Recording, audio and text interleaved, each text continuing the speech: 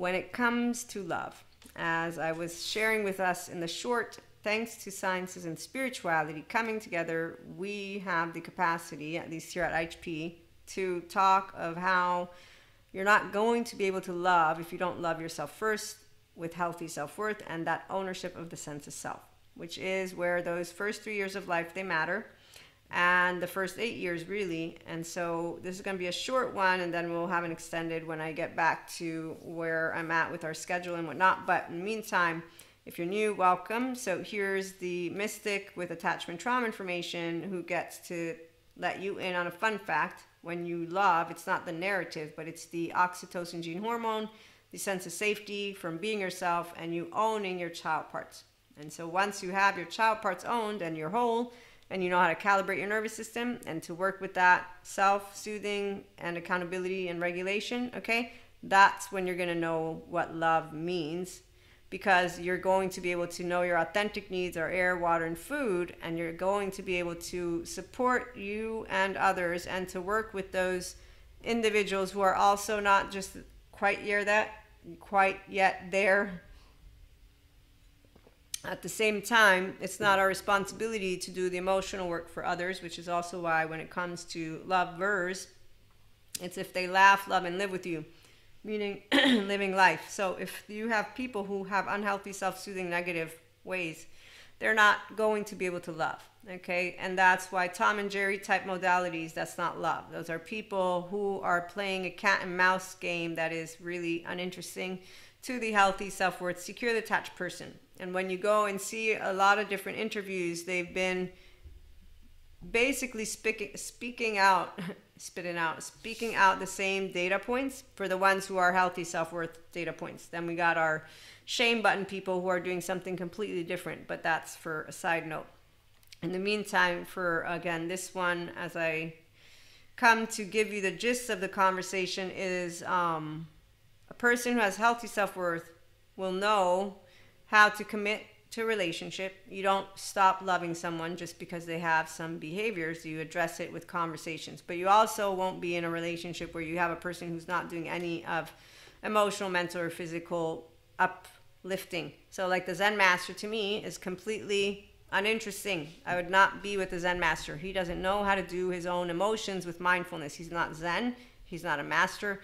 And he doesn't really take in the information that, yes, you're mortal, so you got 24 hours.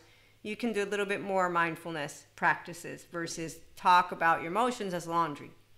So when you have the depth of view, this is what the bonus of IHP mentorship and anybody who's ready to be mindfully aware, mindfully listening, and mindfully present, is that you feel the depth of life. So you're going to want to feel it with wind beneath our wings. So laughter, love, and again, the breath of life.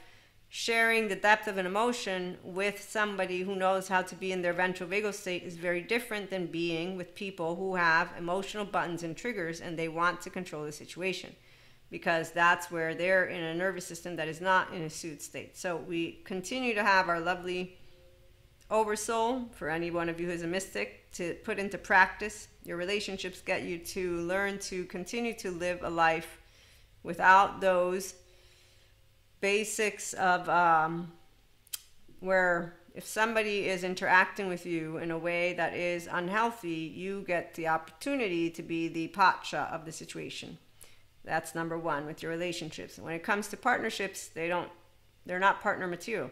I was talking about poly-wise and poly-secure with a person who's not polyamory, but they're with an individual who is polyamory. I said, look, polyamory community, if they're a securely attached person, they'll be able to let you know what kind of dynamic they are, what they want. But even if they're not, let's say they're not a securely attached person and they're just exploring, you're going to be able to know what they want from the relationship because they're going to clearly play it out. When you meet people who don't own their sense of self, they're just on a automaton wheel. And they're 0 to 8 year old. And so once you have enough attachment trauma information, I have Terry Real, I know when I meet an adaptive child because they don't have any care to actually authentically interact with me. This is in general. That's why our oversoul, whether it's a soulmate, twin flame, doesn't matter, twin flames. If you have not met the individual with the capacity for that individual to be their self, to love their self, To completely take ownership of emotional, mental, and physical, you're not really meeting the actual person yet. They're POV still. Or they're a teenage version of their self is what I should say. So that is not going to be of interest to a securely attached lover, because conscious lovers, we're not wasting our time, meaning that every breath I take is meaningful from the depths of my heart to the depths of my soul to the depths of my brain, and I'm being myself while you are a facade of yourself, because your mask is what I'm going to end up becoming friends with.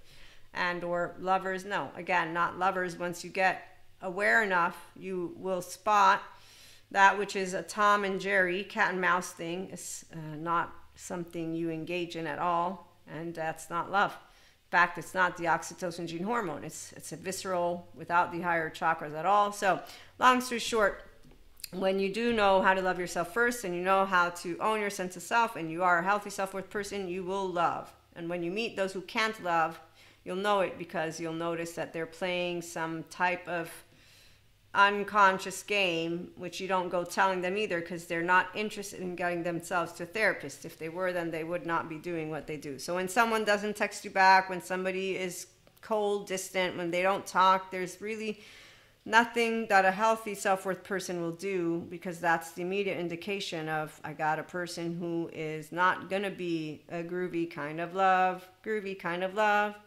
When I look at you, all I have to do, when I'm blue, right? So if I'm blue and I want to be supported, it's not going to be with the ones who don't know how to laugh, love, or live.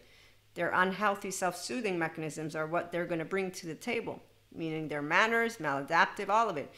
That's not supportive, especially when you're intuitive, by the way. So when you are intuitive, you know how to self-soothe, you know how to self-regulate, you're not going to want to be around somebody who's like a Zen master that brings the mood down because he's got laundry.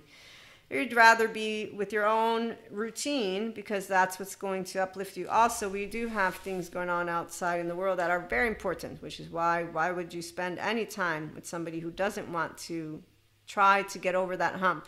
It'll help for my friends. Oh, I get by with... So to make it into a rainbow day versus I want to continue doomsday, which is, by the way, a childhood trauma personality type. There's also the hostile, the doer, then there's the ghosts and the people pleaser, peaser. So anytime I'm hearing somebody use the words and not taking that up a notch, I think of Kylie. She's healing. Her borderline is healed pretty much, and her narcissism is being healed. And all I need to see is one person doing it personally to know that anyone can. And then there's Dr. Daniel Fox, who also shares personality disorders are healable. So best foot forward for all people. Basic child parts, you work on them with a good therapist, you get on board, you're going to be easy peasy. I mean, I didn't have to do any work because my child parts are straightforward. I have healthy self-worth because I got securely attached. The ones who go to therapy and get out, they say, I want to do personal about Maria. You leave it alone, they're like the Zen master. And then there are those who instead they want to.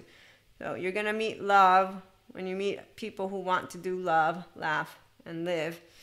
Who wants to live forever? That's the point. We don't live forever. But we do enjoy to live together. So like Michael Jordan says, some people want it to happen, some wish it would happen, others make it happen. We let it happen. We make it happen. To be yourself with flaws and integrity, unconsciously loving each other like secure attachment adults, and then we continue with mindfulness, living and loving practices and spirituality, your woo-woo lady. So my oversoul, we can thank my lovely big oversoul, and we'll be back again with more, obviously also self-empowered people. The ones of you who don't believe in mystics is okay, we're woo-woo, but come on over. Mindfulness, it's mindfulness meditation. You don't have to talk about it as spirituality. It's the 3 pillars of the mind, as Dr. Daniel Siegel shares.